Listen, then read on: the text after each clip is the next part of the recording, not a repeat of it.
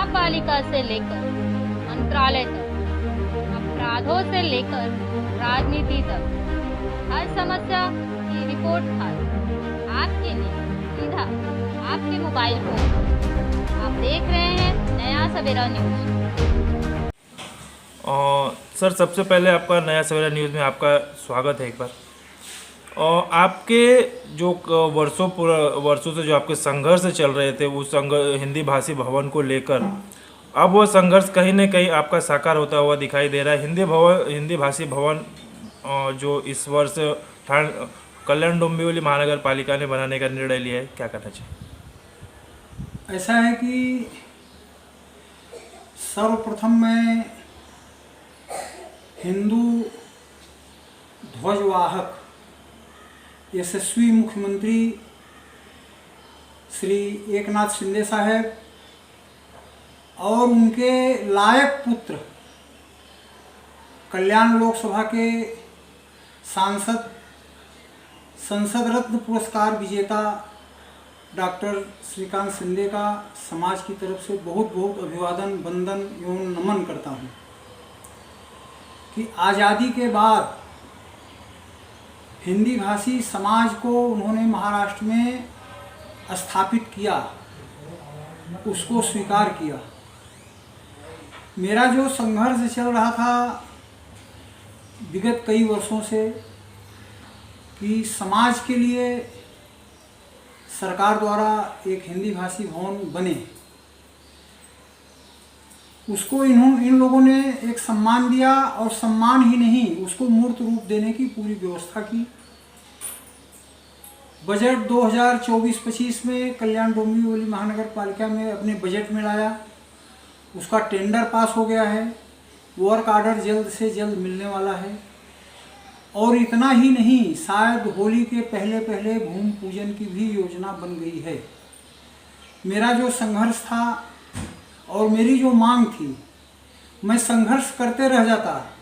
अगर ये सरकार मेरे संघर्ष को सम्मान नहीं देती तो मैं संघर्ष करके भी क्या करता। लेकिन इन लोगों ने समाज का सम्मान किया।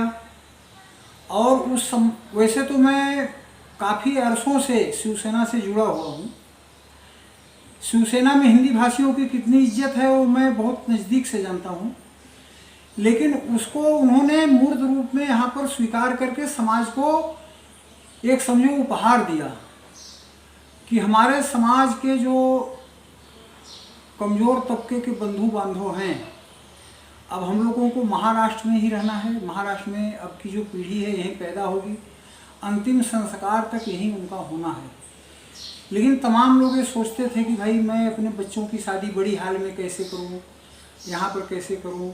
तो आज ये सरकार हिंदी भाषी जनता परिषद के माध्यम से उसको जो है इन लोगों ने हमारी मांग को और हमारी कद्र करते हुए एक हाल ही नहीं, वो बहुउद्देशीय भवन बनने जा रहा है।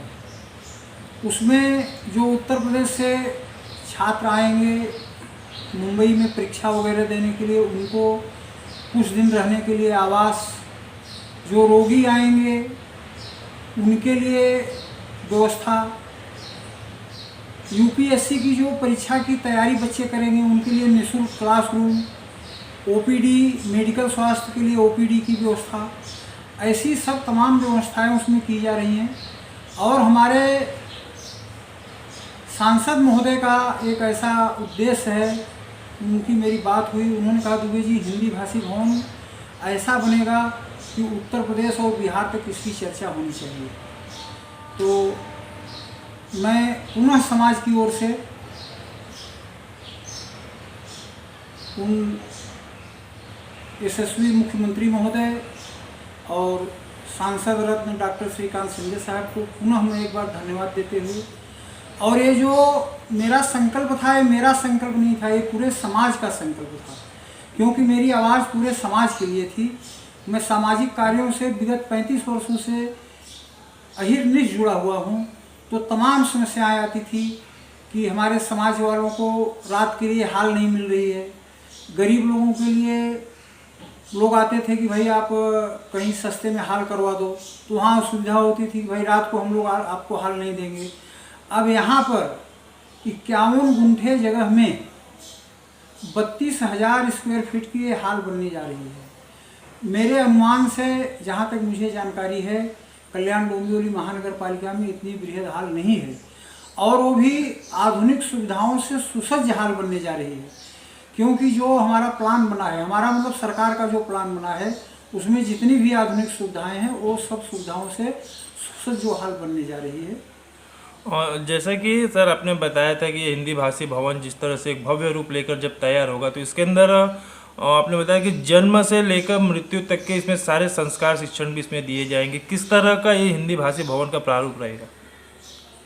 अब देखिए, हिंदी भाषी भवन के लिए तो मैंने अभी उल्लेख किया कि शिक्षा, स्वास्थ्य और संस्कार और संस्कृति जितनी भी व्यवस्थाएं हैं, जितना भी संभव हो सकेगा हम लोग उसमें सब सुलभ रूप से देने का प्रयास करेंगे। और ये व्यवस्था सिर्फ कल्याण और डोंबिवली के लिए नहीं है, ये व्यवस्था समस्त पूरे लोकसभा के लिए है, अंबरनाथ से लेकर के कलवा तक के लिए है। और उसके अलावा भी जो क्षेत्र हमारे नज़दीक के हैं, हमारे कार्यकर्ताओं से, व्यवस्थापकों से जो लोग संपर्क करेंगे, उनको वो सुविधा हम उसमें देंगे।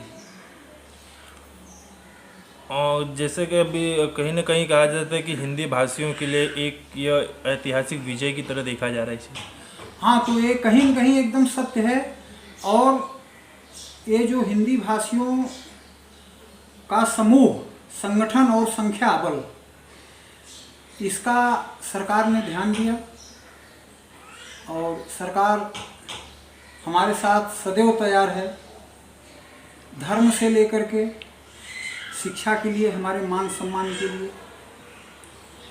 और इसी के साथ मैं समाज से भी एक अपील करना चाहता हूँ, जो शायद ये विषय इस समय हो सकता है कि उचित न हो, लेकिन जो प्रतिपालय वही नरेशु, जहाँ बसई वह सुंदर देशु, अगर जो हमारा सम्मान कर रहा है तो हमको भी उसका निसंकोच खुले दिल से साथ देना चाहिए।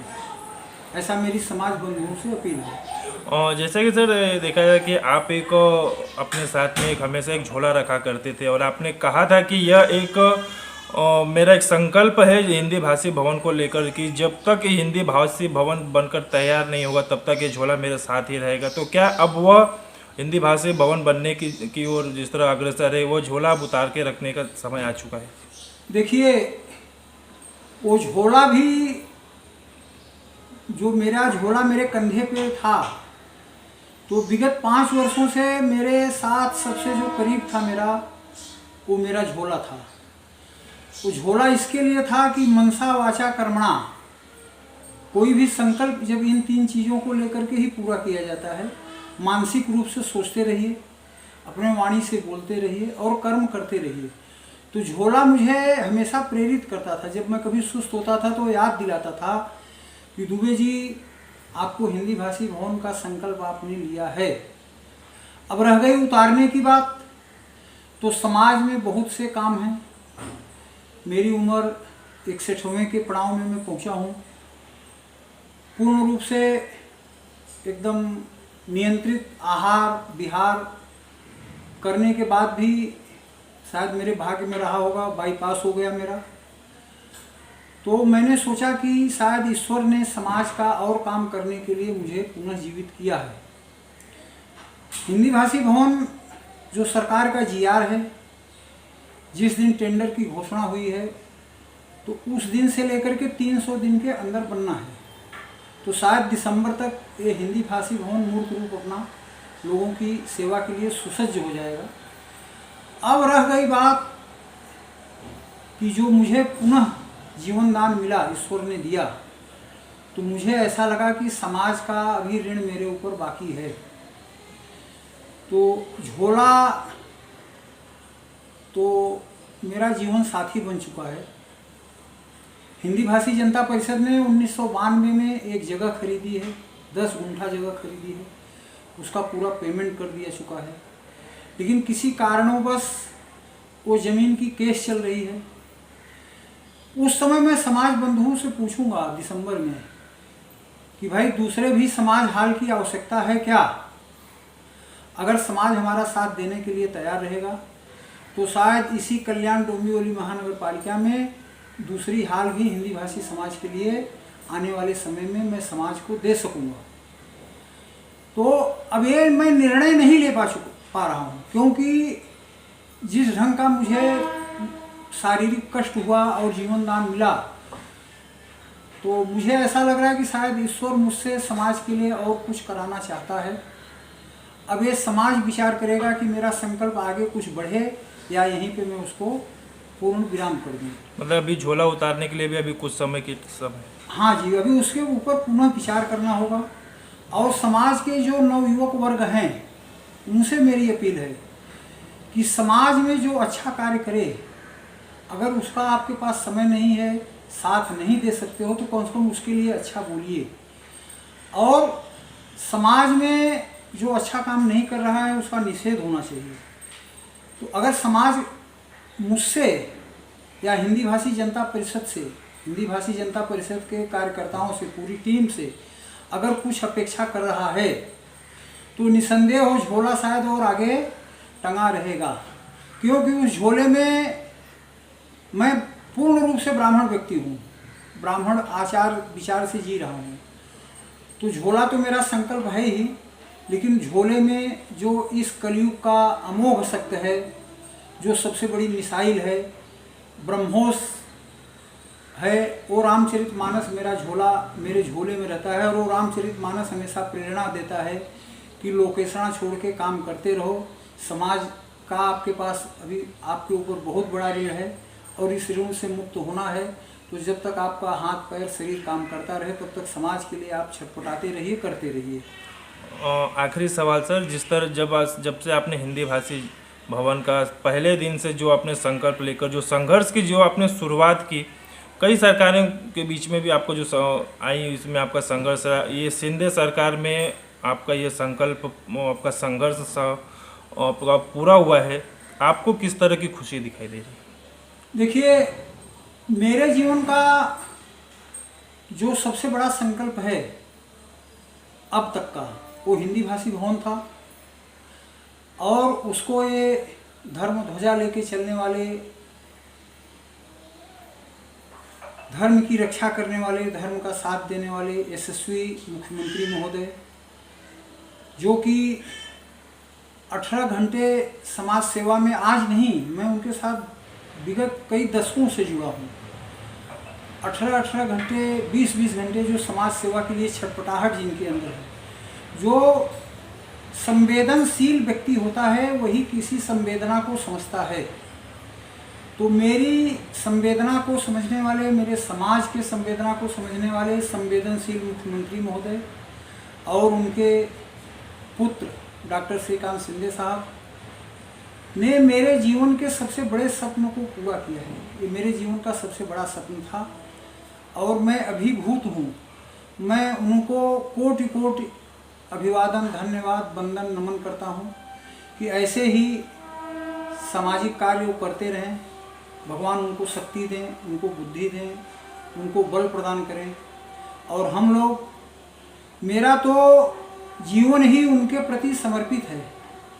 कोई राजनीतिक बात नहीं कर रहा हूँ। अगर उन्होंने मेरे छोटे से एक अदने व्यक्ति की इतनी बड़ी बात को स्वीकार किया तो मेरा उनके लिए जीवन समर्पित है। मैं इससे ज़्यादा क्या कहूँ भाई। और जैसा कि हिंदी भाषी भवन के लिए सबको पता है कि संघर्ष किसका है, लेकिन जब से यह हिंदी भाषी भवन बनने की घोषणा की गई, आगे आने वाले समय में कुछ लोग अगर इसकी अगर श्रेय लेने की होड़ में लगे तो उनके लिए आपका क्या संदेश? देखिए, ऐसा है कि हिंदी भाषी भवन वो मेरा नहीं है। हिंदी भाषी भवन संपूर्ण समाज के लिए मिला है और उससे संपूर्ण समाज की आवश्यकताओं की पूर्ति होनी है।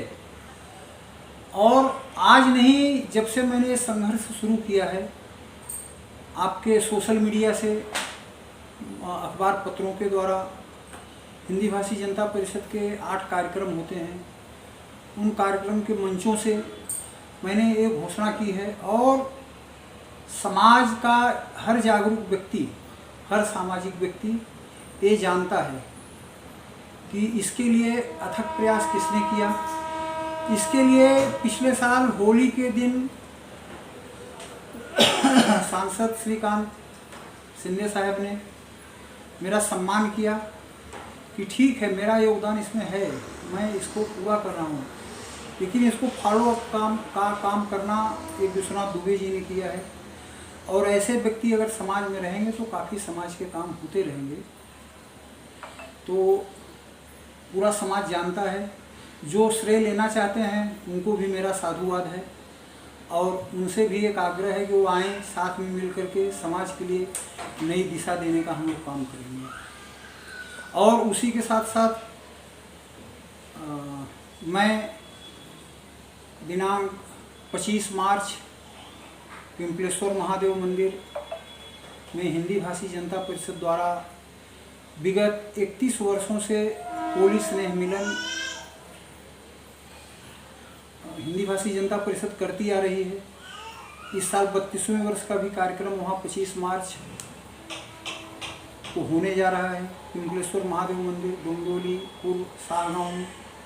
मैं सभी समाज बंधुओं से आग्रह करता हूँ कि वो उस कार्यक्रम में शरीक हों और आए सभी लोग मिलकर के, जिन्होंने हमें इतनी बड़ी सौगात दी है। ऐसे हमारे लोकसभा के सांसद डॉक्टर श्रीकांत शिंदे का पूरा समाज मिलकर के स्वागत करें। हिंदी भाषी भवन के लिए एक बार फिर से आपको बधाई। तकलीफ है।